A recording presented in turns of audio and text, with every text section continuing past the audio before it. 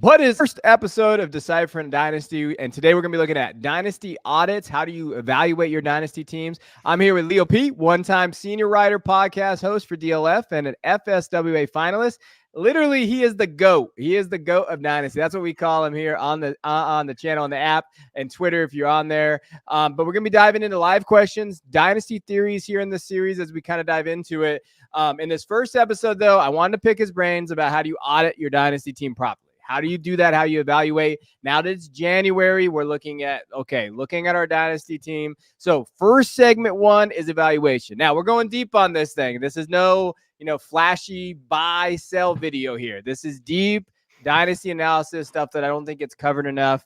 And that's why we brought Leo on, because Leo is absolutely fantastic at that. So I wanted to give the topic, and then Leo can kind of take us where he wants. He can give us a little brief intro. He can give us a little Oscar. Hey, I'm Leo. This is what he wants to go through. And we're going to talk about the 4 C's. And what he wants is 4 lenses that really build a base for any type of evaluation. When the evaluation is used, these are the steps that make up that process. So he wants to kind of walk us through the 4 C's of what we're looking at, what we're talking about with Dynasty evaluation there. So Leo, thank you for joining me on this adventure. And go ahead and take it away on the 4 C's, or just in general, a little bit of Dynasty background. Yeah. So folks that follow me on Twitter, they know I'm kind of a niche guy.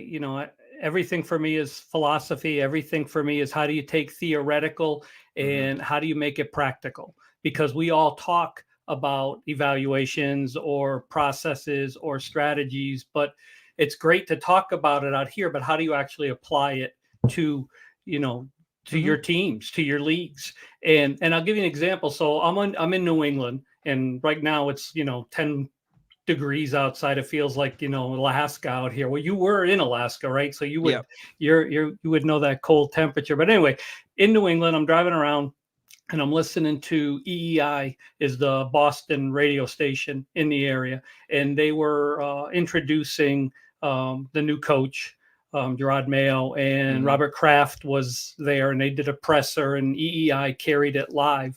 And what I found really interesting, and the reason I'm kind of going off a little bit, is the first 6 questions were basically who's going to be your GM, and who's going to be your offensive coordinator, who's going to handle the defense, who are you bringing on board? And all they wanted to talk about was, right now it's an evaluation. Right now we're evaluating everything. They must have said evaluation 32 times in the first 6 questions. Yeah. And it just stands out to me that everybody evaluates differently. Everybody has a different lens. What are you evaluating? So in this time of year, we all talk about evaluating your dynasty rosters. Every podcast that's out there is doing a little dive on how do you, evaluate your roster.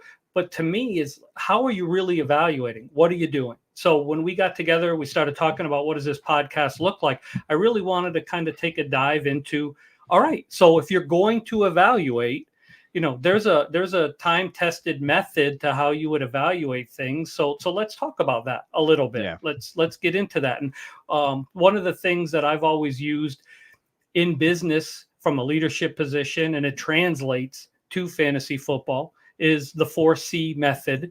And that leads off with context. If you're going to evaluate anything, let's talk about context, because context, and you'll hear this over the course of the pod as we do more and more episodes, context matters probably more than anything.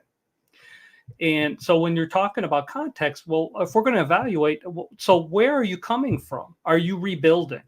Are you chasing a title? What were your expectations? All of that really matters when you start to slather on that layer of context, and you've got to break it down specifically. These are the circumstances surrounding my team, so that you can start to measure output and process, understanding the parameters around it.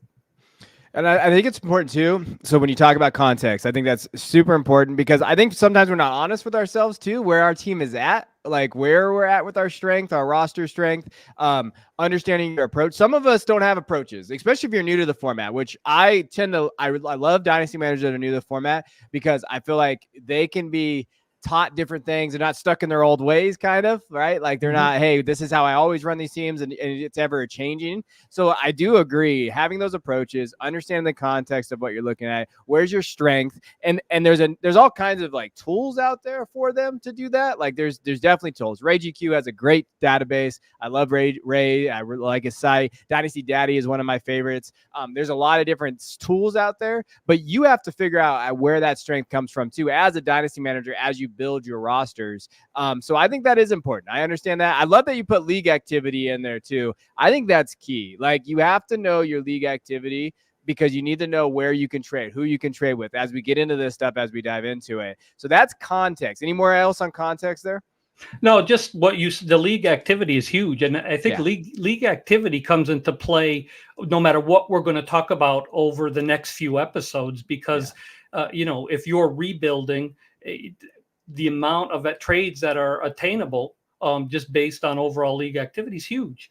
And if you're in a league that doesn't have a ton of activity, that has to change your entire approach, because you can't. One of the greatest things about Dynasty format is that you can swing and miss. It's okay, especially if you're in an active league, because you're going to be able to make up for that with moves down the road. If you trade out of the first, well, you can trade back in 3 months. You can make these moves if you have an active league. If you don't, every move is measured with so much more importance, because you don't have that mechanism to offset a poor decision. And we all make them. Yeah. Yep. And we all have those poor decisions. And we always remember the poor decisions. The good ones we never remember. I still remember I traded a first for Josh Rosen. And it was funny. I was on a Dynasty consultation like this with someone, and he asked me what my worst trade was. And the young kid didn't even know who Josh Rosen was. That's how you know that was a bad trade. When the guy doesn't even know the guy you traded for, and he was in the league the last 5 years. I mean, that's a problem there. So we all have them there. All right. Next C for you is content. Content. Yep. What do we mean by content? So content basically breaks down what were the processes that you applied during the course of the year. Okay. It's the decisions that you made. And for me, I'm a huge notebook guy. And anybody that follows me knows that. And what I do is I tend to write context in with my content. So like if I'm making a move, I write the hows and whys behind it. If I'm making a trade, I want to write the reason that led me to make that decision, so that when I evaluate it, it's just not okay, I traded player A for player B. It's I did that, but these were the reasons why I did that, because you can't go back and check your process if you don't know what led you to make that move. And if you make that move in September and you're grading yourself in January, you really need to know what prompted you in that moment to trade for that player, to change your roster, to change your approach, to pivot to a different strategy. All that matters. So that goes into content. I want to know the reason that the moves were made, the processes were applied. I think there's other area, because I stole this from you, full disclosure here. But one thing that I've been doing a lot over the last couple of years, and I've been kind of diving into it when I talk about rebuilding and going over your dynasty rosters. So I keep a spreadsheet, and now don't tell all the spreadsheet nerds I have a spreadsheet, because then like Dave Wright and all those guys will make fun of me. But I do have a spreadsheet now. And so what I do is I have a spreadsheet. I actually wrote a Football Guys article on this. You can steal the spreadsheet that I have, and I have all the teams of my leagues in there, and I actually track their moves as well. So I go through and I track my league mates of like guys that they trade for. Do they trade for veterans? Do they trade for this? One thing that I've actually found the most fun and actually most beneficial is I really track the rookie drafts. Because in Dynasty, that's really kind of like, where do these guys go with their picks? Do they like running backs? Will they target those high-end quarterbacks and they go after them really hard in super flex? Are they willing to take risks? Are they the risk guys? Are they Pickens? Are they the Quentin Johnsons? Will they go after those guys? So for me, content for me has really applied now to my league mates now. And then as you go and you join these leagues and you know these guys, that helps you make your decisions, because then you know, hey, I need a running back. Which guy hates running backs? Okay, I can probably pry this guy away for cheaper than I would be able to pry from this guy. And he's a deal maker. He's made already 10 deals. I know that he's going to be able to do that. So that's one thing I've definitely stole from you the last couple of years, reading your articles and going through it. And I think that matters too. Like knowing your league mates is probably the most important thing. I think it gets glossed over a lot in the era of keep, trade, cut and constant dynasty rankings changing and all this stuff. The most important thing is the tendencies of your league and what they want to do. Yeah, and that was music to my ears. I mean, I've been preaching that for I don't know how long, and to hear some folks, you now and some others say that they implement that they use that they find value in that. I mean, that's good to hear, and it is glossed over, and it's not something that is used. It's one of the we all talk about values, and we all have certain strategies that get used over and over again. But where the true value is in a psychological aspect. Knowing your league mates' tendencies is huge. Rookie drafts, exactly. If you have, I always try to pinpoint the drafter whose draft board looks the closest to mine, because that's the person I have to pay attention to, because if they move one pick in front of me, now we've got a problem. So I always like to identify who's the person whose draft board generally looks the same as mine or uses the same resources I do. Because ultimately, we don't have enough time in a day to do everything we need to do if we're managing 4 or 5 teams, right? 4 or 5 rosters. So we utilize folks who do this for a living or who are better at it than we are. And if there's somebody in my league that listens to the 3 podcasts I listen to or uses the tools at a website that I use, I got to make sure I'm keeping track of where they are in that draft and how active they're being and what moves are they making. If it's not draft picks, what trades are they making? Because they're probably going to target somebody that I would be willing to make a move for or wanting to make a move for, in the next trade window. I'm so glad you brought it up too.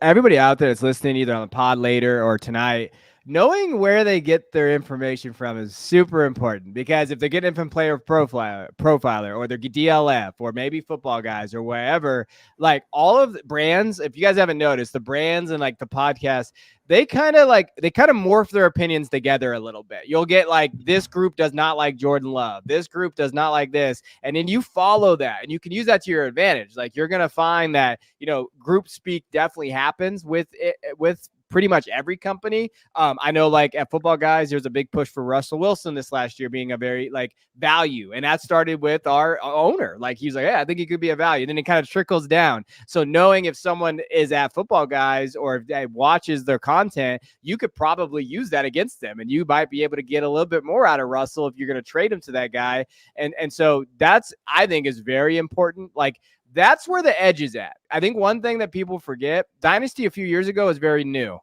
Dynasty's not really new anymore. Dynasty, like a lot of people play it. There's not so much edge with like market, microtransactions, buy, sell windows, like because everybody does that content. Type in YouTube right now and go Dynasty buys, and you're going to get like 27 videos in the last 2 weeks.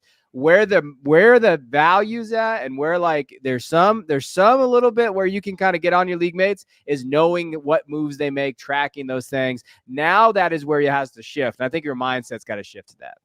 Yeah, and the other thing I'll add is it's not that difficult. Like if you go to my Twitter feed, I've got a thread and just look for notebooking under, SIGA FF. You'll find a thread that's, 10 or 11 posts long that'll give you the specifics as to what to track and what the important aspects are. But it's not that difficult. I always say that if you have 4 or 5 leagues, don't try 4 or 5 leagues at one time if you've never attempted this. Pick your favorite league.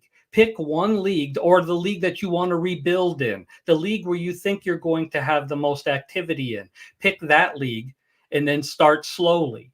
Yeah. You can go back through history. I mean, I'm not that familiar with Sleeper being an old guy. I prefer MFL, but with MFL, you can go back and look at the last 5 drafts right? And you can kind of map out, okay, this guy consistently took quarterback, and you can just make a couple little notes. And the next thing you know, all of a sudden it becomes easier, and it's not that labor or time intensive, and you're able to gain so much information from that all of a sudden, you know, you start to feel like you're pulling strings to the point because you've profiled your league mates. Yeah. And another thing too, for those of you, I know we're going to get onto the third C. I knew we're always going to have these conversations, Leo. We're going to go off on tangents, which is good because I think this is good and it's helping people.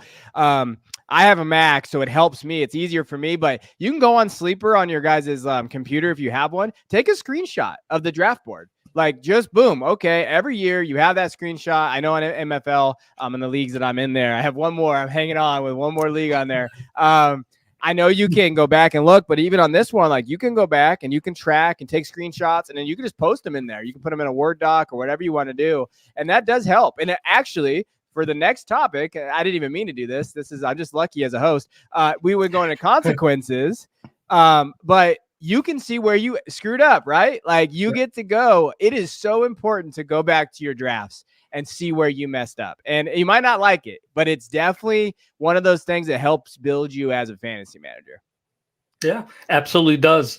Not only the drafts, but for me, I like to keep, when I'm making notes, like I talked about, you know, context, content, when I'm making notes, the reasons why I'm doing something, I also like to put down my goals for the year. What do I want to achieve? What process do I want to implement? Am I going to go youth heavy this particular roster? Am I going to go zero running back? And, you know, is my goal to really build wide receivers to the point that, you know, I have more depth than I know what to do with? You know, whatever your goal is, write that down, the reason why you want to do it.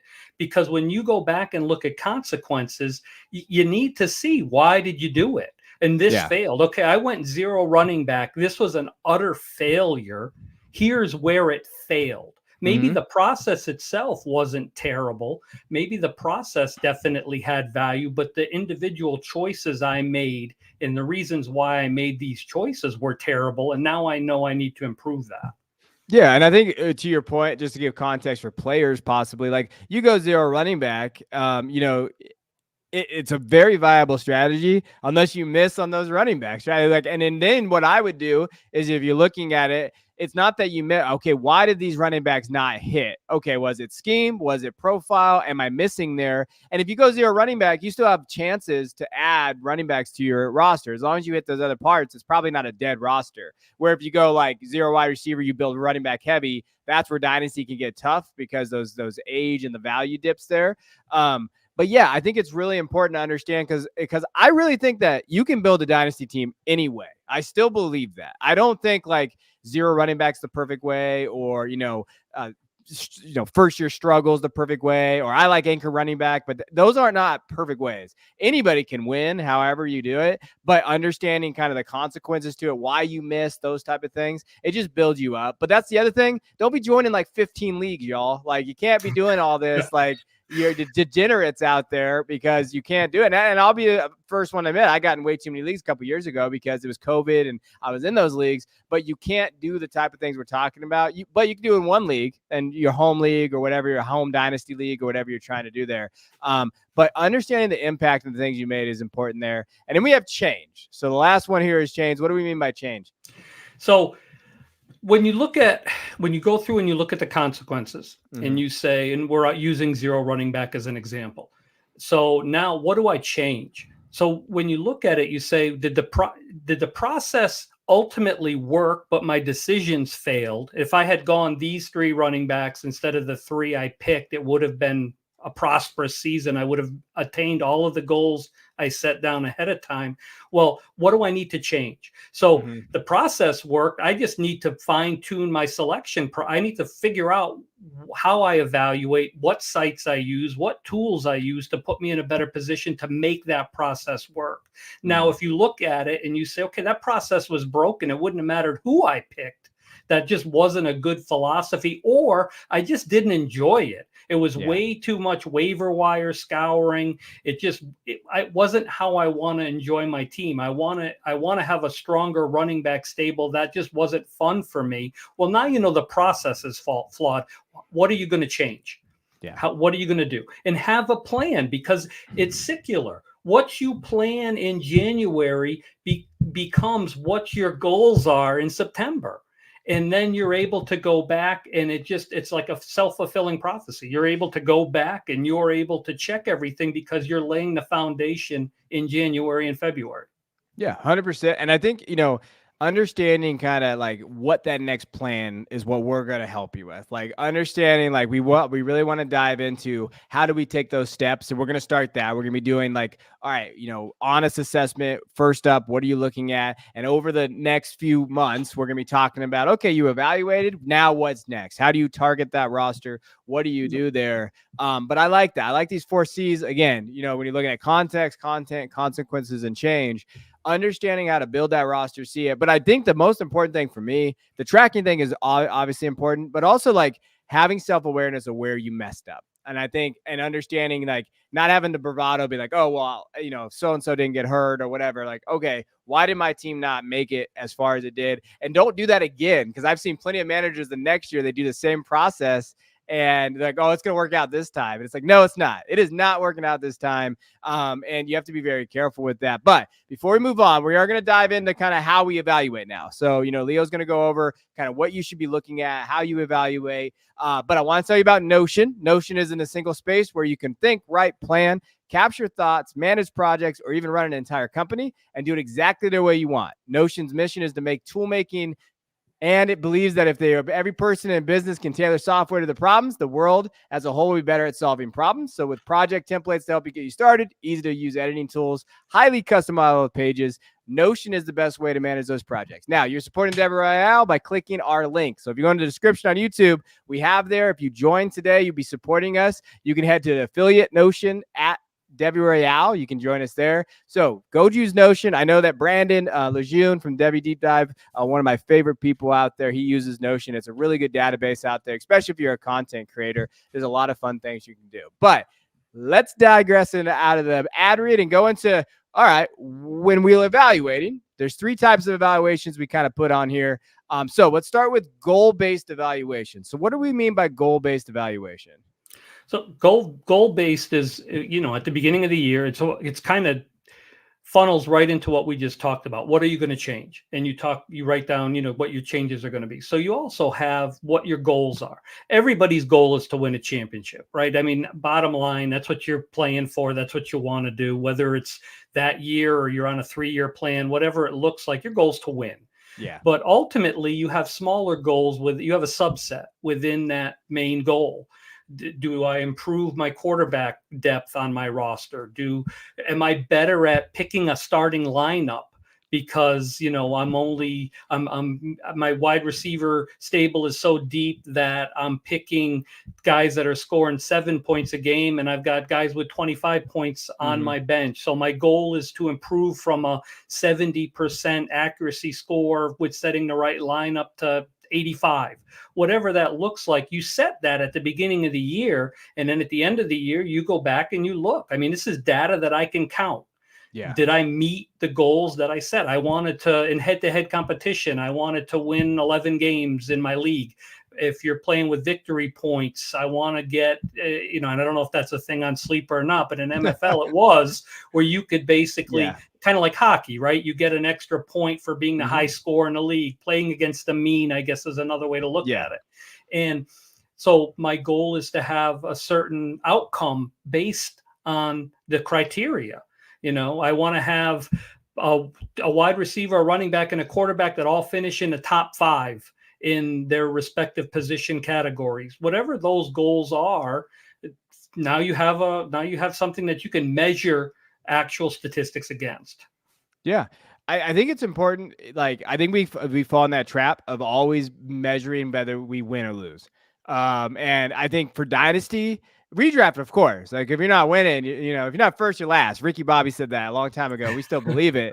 But in Dynasty, I mean, there are teams definitely where it's like, hey, you know what? We improved on our win total. But it's such a subjective thing though, because if you're not doing median scoring or victory points or those type of things, like you could just get really good matchups. Like I had a team make the playoffs that had no business making the playoffs whatsoever, and it was really just based on matchups this year. And it was an underperforming squad. So like to me, that was a loss. But in the win column, we had more, than we did last year. I think for me, you did put activity levels on here, and I do want to like really. I like the idea of being more active in leagues. Now you might have to get out of some of your leagues. Like if you can only be an active, like to me, I think under 8 is still doable for people. I mean, depending on like where they're at, if it's just Dynasty, if that's it, and there's no crazy John Bosch rules or anything crazy out there that you're trying to navigate, I still think that. But I think if people really increase their activity, I mean, in reality, get trades done, you're sending a lot of trades out. You have to be as active as you possibly can. So I think if dynasty managers increase their activity a little bit more, I think they could improve their teams a lot more. Yeah, I agree with that, and that can be part of your goal-based, assessment too, because you can say, I want to complete 10 trades in the off season. I want to make sure I have no blind bid waiver money left by the end of the year. You can set those parameters that you can measure against that force you to be more active, because now you have a goal. I want to complete 5 trades by the end of September. And now you have a measuring stick that, again, and it's not set in stone, right? You're setting these goals for yourself so that you can move the finish line to some degree. If all of a sudden your September is terrible, well, now I'm going to increase my total for October. You're constantly assessing. So we're talking about a year-end evaluation in January. You should be evaluating periodically, continuously throughout the year to see if you're meeting, if you're on the right trajectory for your final outcome, and you should be adjusting in season. Again, we're talking end of year adjustments, evaluations, but in truth, it's year round.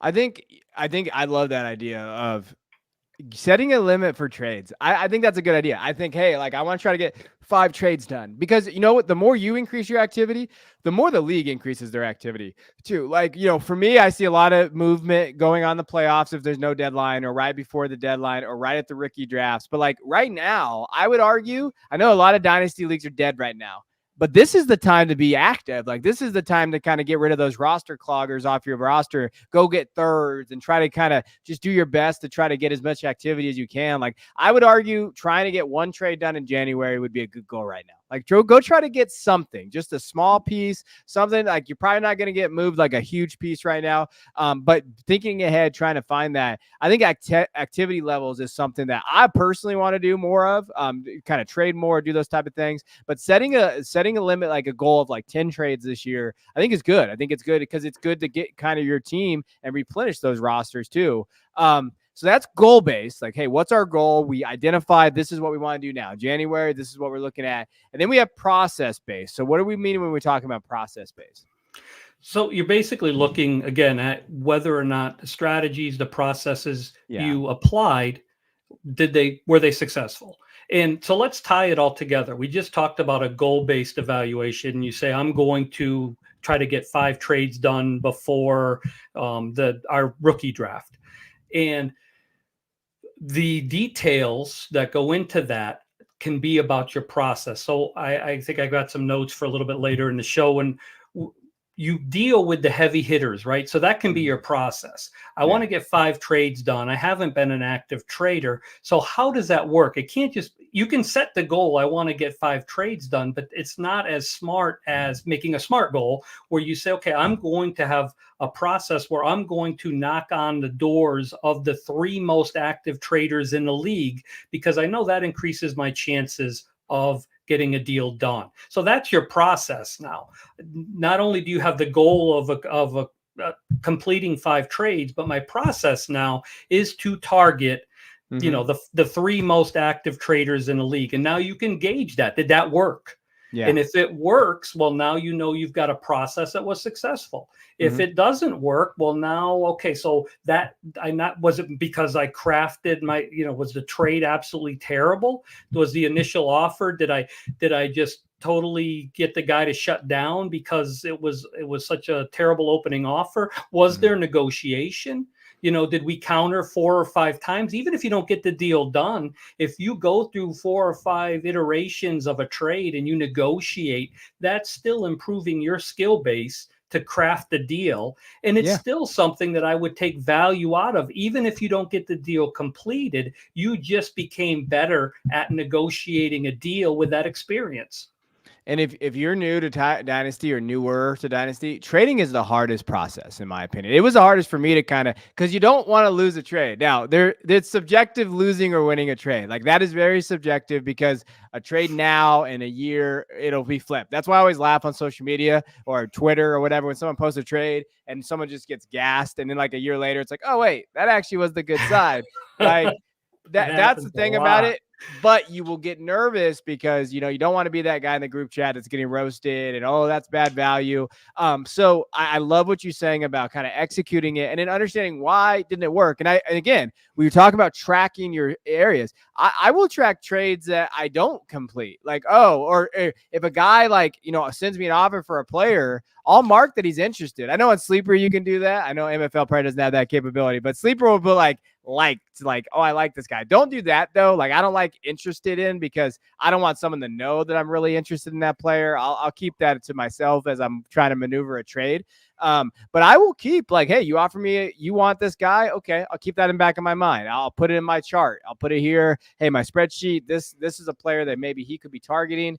So if my plan's not working, or if my team is, I'm slowly dipping down, I know at some point he can't. Now, it's not gonna be the same offer. It's not maybe going to be the same value, but it at least gives me a starting point. It gives you a runway. Okay, I can go target this guys. I focus my attention on this, my process. I know I can go there. And sometimes I'm sure Leo has this, and when he played in a lot of his leagues, if I need to get a trade done, I'm going to go to the guy I always get a trade done with. And that's just kind of how I do it. I'm not going to kind of maneuver, because you could be sitting hours negotiating with some guy that is not even going to respond back to you. And it's just like, I'm not going to make a trade for you. I'm going to craft a trade for the guy that I always trade with. It'll help his team. It's going to help my team. And sometimes that's just how it has to be done. Yeah. And you can learn the little nuances of each manager in your league. I always say that hesitancy and urgency always lie just beneath the surface of every negotiation. You may have a manager in your leagues. You may be getting advice from a site that you listen to, because I see it quite often. Always ask for a third, right? And it's even something I preach, that when you're rebuilding, always try to get that additional pick, because that keeps you draft active when you have assets to move at draft time. You always want to be a player with assets at draft time. But you may have a manager in your league that absolutely runs for the hills whenever you ask for that additional third. Like, oh no, that's it. That's the deal breaker, and shuts down. And if you notate that and you're aware of that, then okay, I was going to make 3 deals. Well, 2 of them fell through with the same manager, because both times I asked for a third, because that's what the podcast I listened to said to do. Well, now you're able to evaluate your process and say, either I don't want to take everything that podcast says as gospel, or I need to learn from this, because that's still a good process, but this particular manager doesn't work for. And you can keep track of that, instead of just, well, that trade didn't work, and you walk away and you've gained nothing from it. Yeah, 100%. I agree with you there. Especially just understanding, it is all a process. You're going to hear that a little bit. You said SMART goal earlier. It knocked me back a little bit. As an educator, I hate that word. I hate SMART goals. We got to build these SMART goals out here. But understanding what those goals are and how you utilize them is for sure. And remember, you can all say we have a goal. You have to actually implement it. Like, I have a goal to lose 20 pounds. I got to do it based on this. I want to be more active in my league. Well, just spamming 3 trade offers is not necessarily active. Like, doing it with a purpose and a plan, I think, is important. All right, let's get into outcome based, and then we're going to get into trade. So everybody watching, we are going to do a little bit of a trade segment.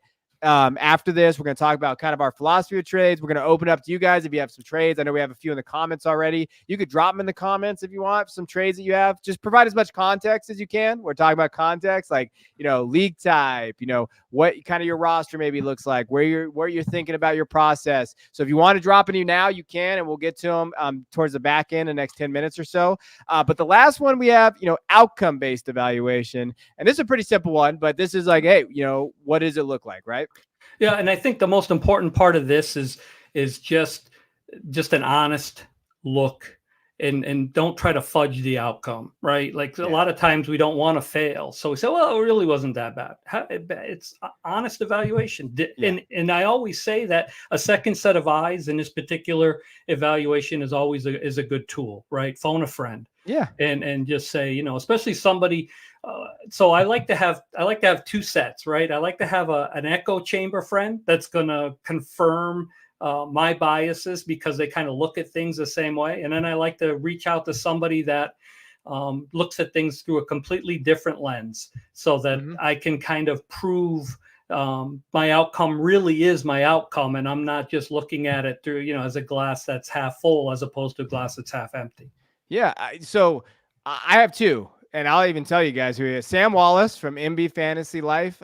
He's a very dynasty-oriented, like kind of a thinker, kind of like me, so similar to you. And I have Jay Stein, and he does analytics. And I hate analytics. I mean, I don't hate analytics out there. Don't yell at me. But I don't understand it to a point to where I feel comfortable using that for an evaluation. I understand it's beliefs. I know people are yelling at PFF the last couple of days, but I think that there's value to it.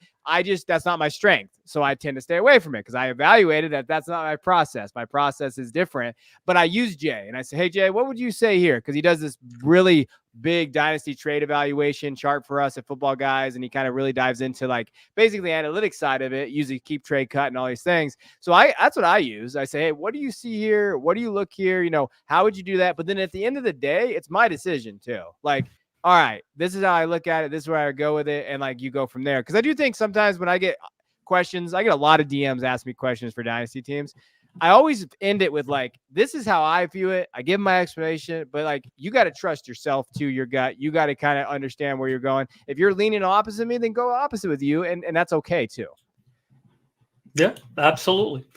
Absolutely. I think that pretty much covers the evaluation part. So yeah, I think we want to talk a little bit about trades. Oh, yeah. Everybody always talking about trades there. But again, I hope you got into it. I know we got some question here. I appreciate you guys dropping your trades. You can drop your trades. We'll get into them. But I do want to go over your philosophy. This is our first show.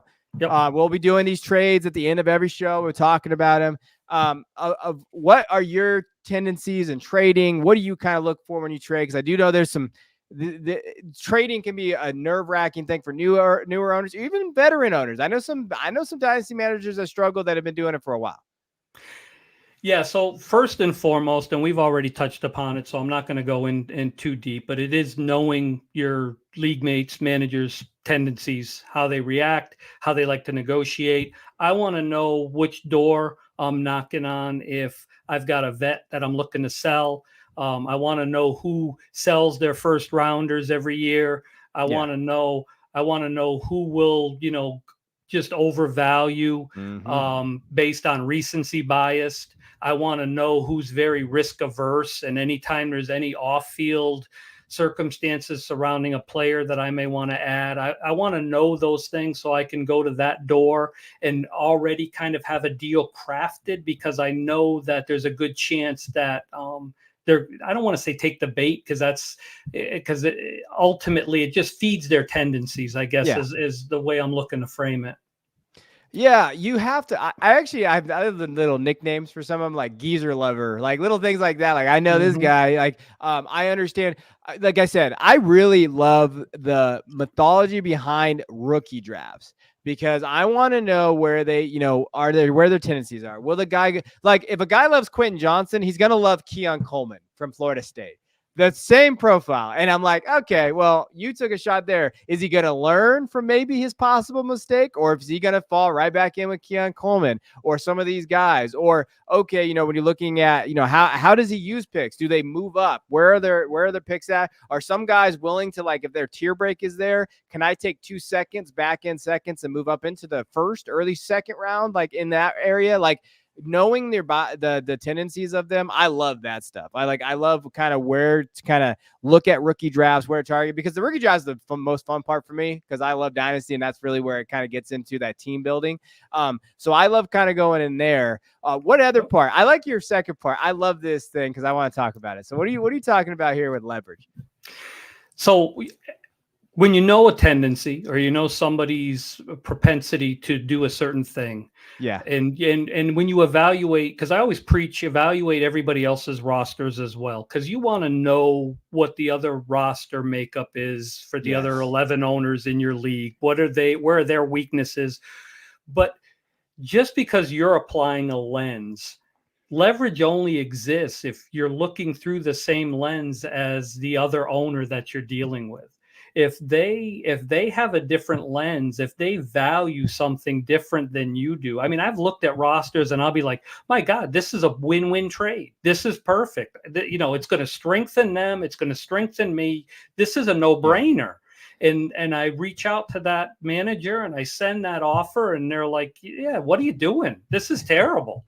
And it's like, whoa. How do you not see what I see? How are you living in castles in the sky? Because you obviously haven't evaluated your roster the way that I do. And I think that's important to know, because a lot of times, you feel insulted when you think you've crafted a great deal and you send it off and the other person's just like, nah, no thanks. Or it's difficult because you want to preach, you want to say, well, you should think the way that I think, you should see what I see, but that's just not how the world works. And that's not how Dynasty football works. So you got to understand that everybody's got a different prism, everybody's got a different lens, and you've got to be okay with that and work around that.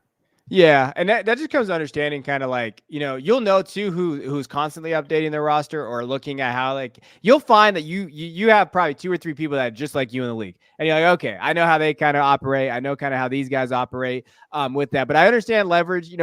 It's funny because it can be a myth, and also, like, a guy that has like a bunch of older running backs, he might like that. And it's like, I can't go grab those running backs. He wants them. Like, I can't get a second out of, like, Joe Mixon last year, or maybe Saquon Barkley. He's still valuing Saquon pretty high. So there is all of these that, because I've done these Dynasty consultations, and this guy's like, oh, he plays it like redraft. I'm like, well, that now. If he plays it like redraft and he's really still building like a redraft team, use that now. Flip it. Like, the leverage that you think you might not have, now you maybe do, if you look at it from a different lens too, like looking at teams like that. I think that's important. I know we talked about this part, negotiate with deal makers, kind of lean in those active traders there. We've kind of mentioned that. If you want to mention anything on that, we can, or we can jump right into D, kind of what you're talking about there. Well, actually, I just want to say one other thing as we're talking about the leverage. Just understand too that lenses can get tainted and lenses can change, right? 2 different aspects of it. So let's say a guy, you're playing in a super flex league, and the guy's main quarterback, or the lady's main quarterback goes down, gets hurt, and you think that you're making a fair deal. Well, the lens could be tainted on the manager you're dealing with, from the standpoint that they know they just lost somebody. So everybody's going to try to take advantage of that person. Every deal I'm going to get is terrible because I'm the one that's dealing with an injury. So that lens can be tainted from the standpoint that, you're trying to make a fair deal, but they already think that they're going to be taken out behind the woodshed. So their defense mechanism is up, and they're not looking at it as a value on value offer.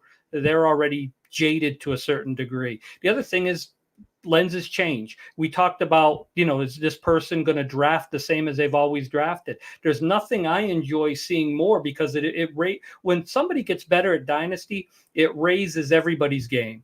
And if you've got somebody in the league that's playing terrible, or doesn't understand Dynasty, or just learning Dynasty, or has made a bunch of bad decisions, and all of a sudden they get better, they start to evaluate better, they start to draft better, they start to, just put different strategies in. I remember playing in a league where there was one particular manager that was awful, and I almost thought at one point they had hired somebody to start running their team, because all of a sudden they started making some really shrewd deals. And I was really impressed. And it come to find out that they just put the time in. They started watching podcasts, and they started reading articles, and they started utilizing services where Twitter, where, hey, what if I do this? What if I try this deal? And they got better. So again, so the lenses can change as, as the seasons go on. But you're right. Hold on. Go ahead. I want to touch your point there. I'll let you move on and we'll talk about it. Is when you're talking about like how, like, the quarterback goes down, and it ringed a bell because it happened in one of my leagues. The guy lost his quarterback and he needed one. So people did throw out a bunch of these crappy offers for guys. So one thing, the strategy that I use is I wait. If they don't make a move after a few days, like I will send them an offer like Friday night, Saturday, that it seems more fair for them. Like, so I actually moved Gardner for a second. Gardner Minshew for a second. I didn't need Gardner Minshew. He needed a quarterback. I felt like a second was probably the right value because people were asking for a first. They were asking for all these things. And I waited to basically when I felt like, hey, he's probably over like the initial shock of losing one of his, like Joe Burrow, whoever it was. All right, he's done with like these low ball offers. And I sent him the deal and he accepted. And he said, thank you for sending me a fair offer. And me and that guy are going to be able to deal at any point because I created that relationship with him now where he knows I'm not trying to go get him. Now, there's always times you can extract value and do those type of things. But you got to be very tactful how you deal with your league mates too. Yeah. And that leads perfect segue right into the very last conversation point that I wanted to make is that every interaction that you have with a league mate is a chance to either build or burn a bridge. And, I got into a conversation actually this week on Twitter with, I think it was Nick Whalen, and we were talking, somebody had made the comment that I've never seen anybody burn a bridge. And, it's value. And if it's not what I want, I move on and I don't worry about the, personal aspect of it. But that's just not how most people operate. Most people make decisions slathered in emotion. They just do. And so when you're having these negotiations, when you're having these conversations with folks, when you send out that offer on a Friday night, that's a fair deal, you are building a relationship. And in redraft, it's not as important, especially if people change in the league every year and you get 3 or 4 new faces. But in a dynasty league that has a continuity, that has the same faces year over year, you want to build those relationships and you want to make sure that they view you as a shrewd trader, but a fair trader, and somebody that is active enough that will respond right away. Mm-hmm. I always want to be, I forget what I had tweeted the other day. I think it was, I want to be the box jellyfish. I don't want to be a shark that, everybody's afraid of. I just want to be floating along in the water, harmless, and all of a sudden I can make a fantastic deal. But I want to be active and I want to communicate. And the last piece to this that I'll share is, when we talk about knowing, it all comes back to knowing the managers in your league and how they operate.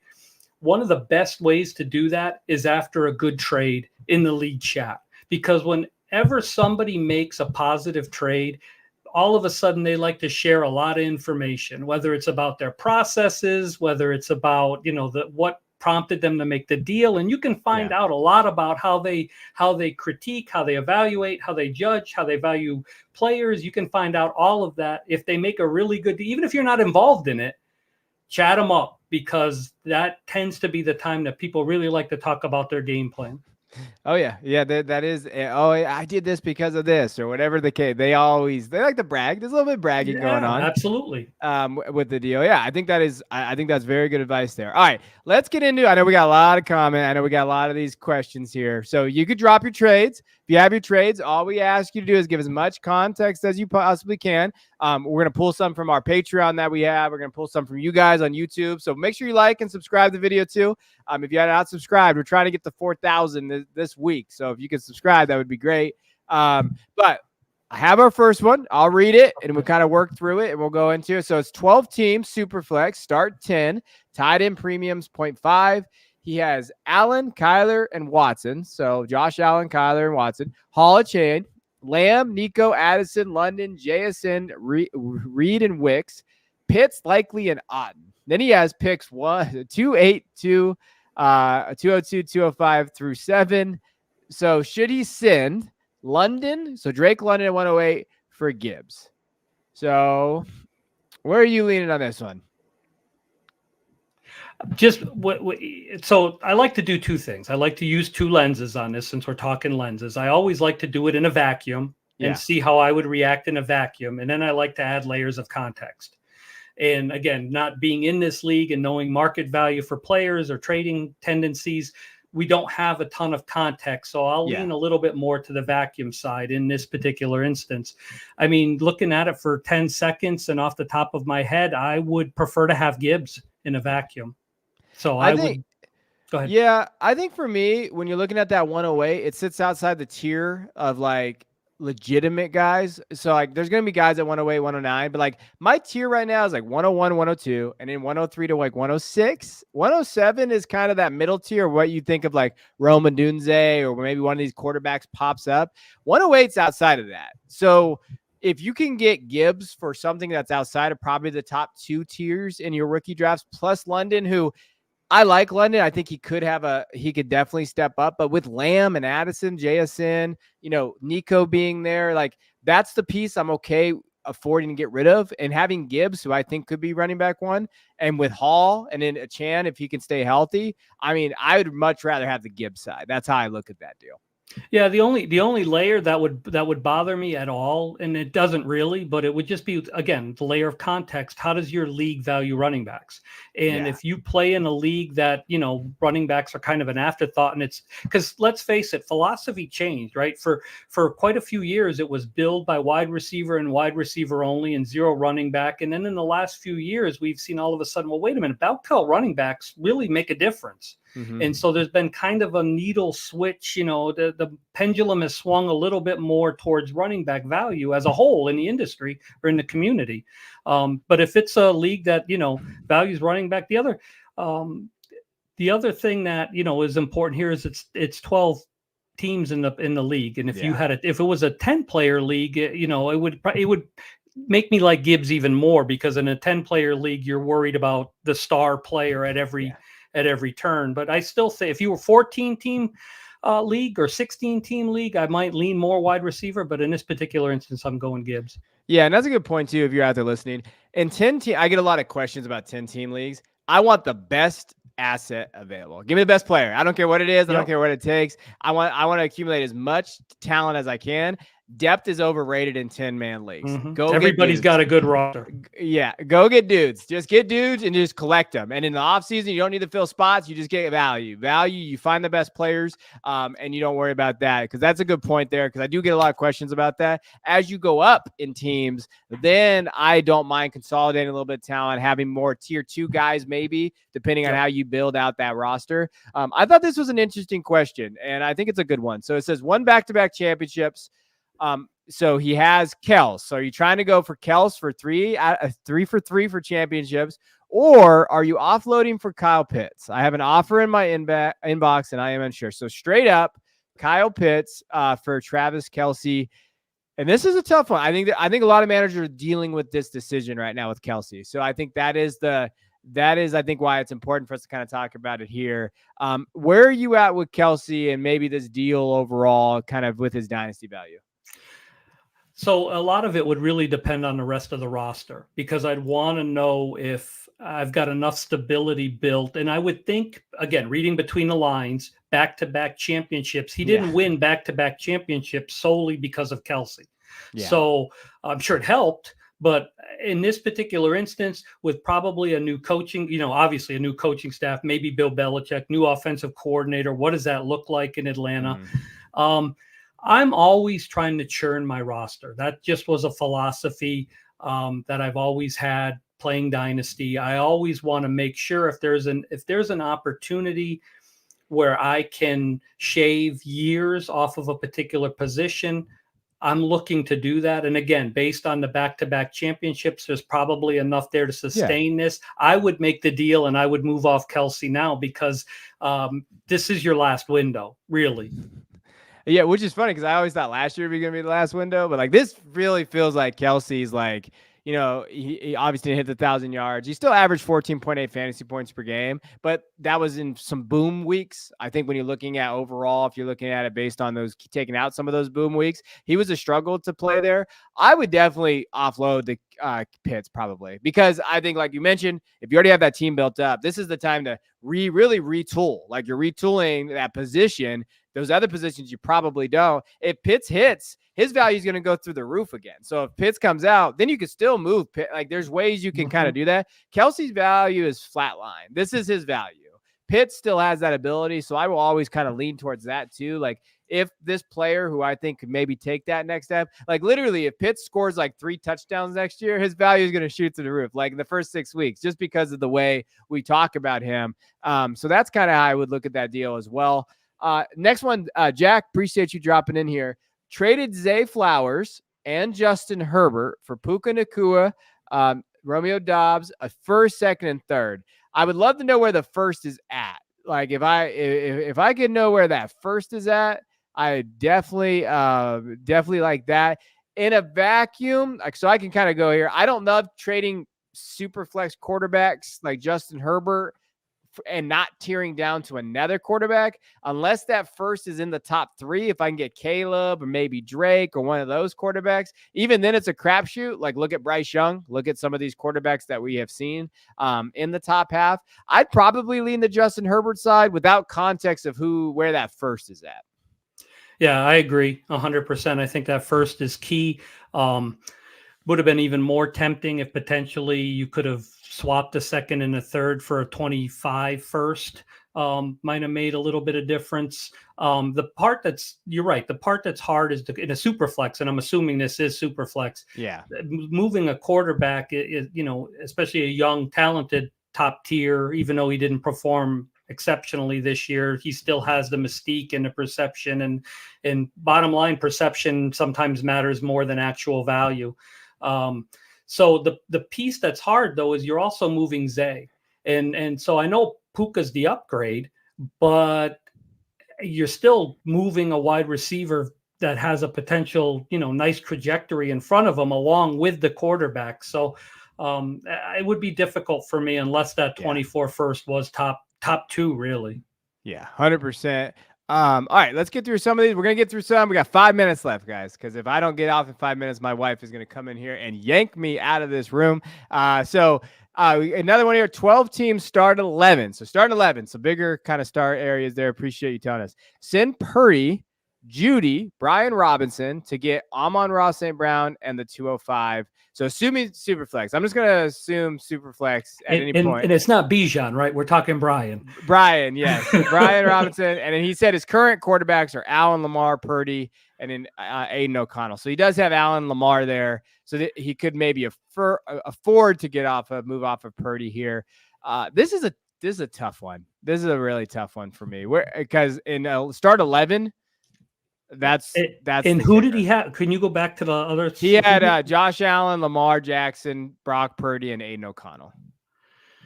Yeah, I'm taking Sun God. There's no two ways about it. I'm going to take him and move Purdy, and that's the whole point in a super flex of having a viable third quarterback is to be able to, especially if he's only got one true wide receiver one on that team, like a CeeDee Lamb or somebody like that, and he can add St. Brown to that, then it's a no-brainer for me.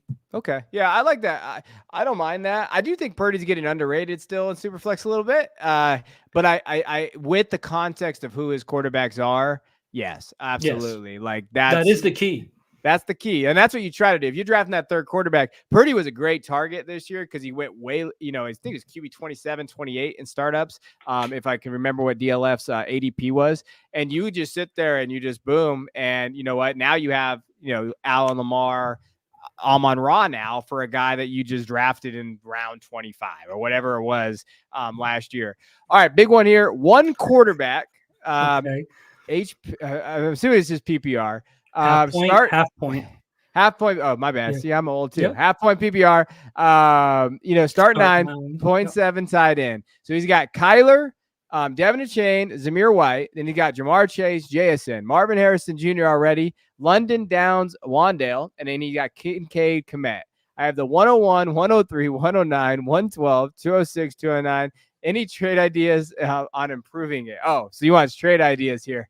You have a lot of capital. So the thing is, if you already have Marvin Harrison Jr., I'm assuming this is probably a Devy league, if I had to guess. So you probably have that. If it's already a Devy league, I do think the capital is definitely a little watered down. Depends how deep your league. I need to know how deep your Devy league is. Like, to answer this question, like, I need to know how deep it is. I need to know if your rookie draft is the same as like your incoming freshman draft, because then first have more value that way. So then you can kind of use those and pivot off of them. In one quarterback, I love your wide receivers. I think you're doing a good job of building through the wide receiver position there.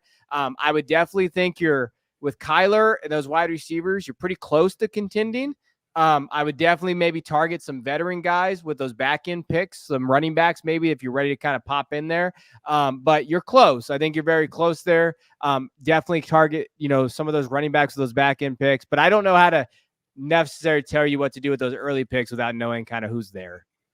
Yeah, and the focus area, though, for you as far as improving is definitely building up a little bit more running back depth and maybe getting a bell cow if possible. And if the Devy league is small, like if you've only gone 12 deep, and the rest of the only thing is this is a really down year for running backs in this class, but potentially maybe you can package a few of those picks up and get somebody that's in that running back 10 to 15 range that could help add some depth to your squad. I would definitely be targeting running back twos in that 10 to 15 range, but pass catching guys like from last year, I'd love Singletary going to Houston. Look for the offenses they go for, their profiles that they have, but definitely target the guys that are going to fit in the schemes. Look for the free agents guys that they bring into, like coaching staffs that target guys, especially new coaches. And like one thing I think a lot of people like I really kind of look at is when these guys come in, we have a lot of new coach openings this year. Look to see who they target in free agency, because I do think those guys get utilized a little bit more, and they'll ride those guys out. I think Singletary is just to ride him out. We're going to ride his contract, and we're going to ride him out. So real quick, I think here's a great question for the analytics guys, and maybe they can figure this out, but I'm curious the impact on pass catching running backs in a half-point PPR league. I've never played in a half-point league, and I don't know if pass catching running backs in that particular situation offer more bang for the buck in a half-point league than they do in a full PPR league. I would be curious about that. Yeah, I think it'd be interesting. I think that if anything, the way I look at it is if you're going to be targeting those running backs in that range, this is always based on value. Yep. Like if you can get some of those guys for cheap, I'll take a shot at them and go there. All right, we're going to get through a few more, and then we got to get out of here. And again, we're going to be diving into this. We'll be doing this every 2 weeks. We're going live. We're going to be taking your questions. We'll do different topics, those type of things. So 12 team super flex, 0.5 tight end premium. Should I trade the 104 for Michael Pittman and a 25 first? Does the price get better than this closer to the draft? I already have 4 quarterbacks: Mahomes, Kyler, Dak, and Bryce. All right. So it's tough. I like Michael Pittman, but I do think from a points per game standpoint, he's a very middling wide receiver too, where I think I have him at. I just redid my rankings, which I hate doing because it takes me forever. But I think I have like wide receiver 16, 15 in that range. I like a first, but I think you can get more as it gets closer to the draft. So I think the general rule of thumb, and I think it holds in this particular instance, is you don't trade a top 5 pick in January. And unless you're completely blown away and it's exactly what you want. The fact that you're asking means you're kind of on the fence. And in this particular instance, that 1-4 in a super flex is only going to increase in value over the course of the next couple weeks. And I would wait. I think that deal, Pittman and a 25 first, will be available in March if you still want it. Yeah. Yeah. And again, everybody, there's a window. Like for me, I would love to get the 104 for Michael Pittman, probably 25 first right now. Like if I'm buying, like, hey, I'll go get a top 5 pick. There's a window when we're looking at this. The combine, everybody gets hyped. everybody loves the combine. They see their guy, they start building it. You get all the Twitter highlights of these players and out there in their shorts, and everybody loves it. The Senior Bowl, there's hype windows. The draft comes around. That's when really the hype goes on. Like that 104 is going to be a elite pick. There's definitely more you could probably get for that pick. And the way I do it, so I do combined rankings. So I already have the 24 class combined with Dynasty. So if I'm looking there and I think who's going to be there at the 104, if it's Neighbors, like I think Neighbors is my wide receiver 9 overall right now.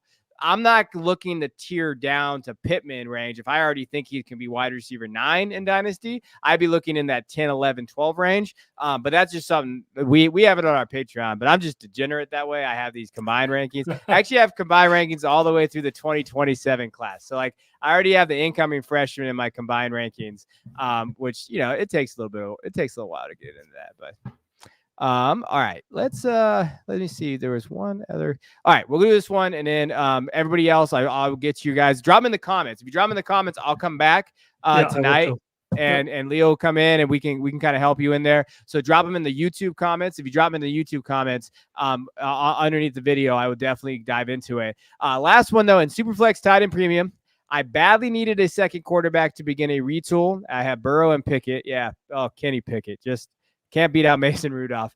I sent the 112 plus Quentin Johnson for Justin Fields in week 16. Thoughts on the deal?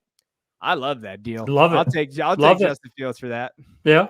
I would have probably moved the 1-6 even in Quentin Johnson for that. Yeah. So definitely a great deal. Yeah, you smashed that deal, Jonathan, because that's pretty cheap in terms of what you're looking for Fields. And if you can pivot off Quentin Johnson for Justin Fields, you do that any day. You do that any day there. All right. Well, hey, this is our first episode of Deciphering Dynasty, Dynasty Audit. We will be back in 2 weeks, kind of diving into the next topic we decided. It took us about 2 weeks to come up with this show sheet. We're really building this out, trying to be thoughtful. You know, leave us the comments, reviews. You know, let us know, DM us. You can find our Twitter accounts on there, and kind of dive into it. But Leo, I thought this went well. Appreciate you hopping in. Yeah, it was a blast. I really enjoyed it, and I'm looking forward to the next one in 2 weeks. All right. Appreciate you guys. We will check you guys in 2 weeks. Make sure you subscribe. So you don't miss it.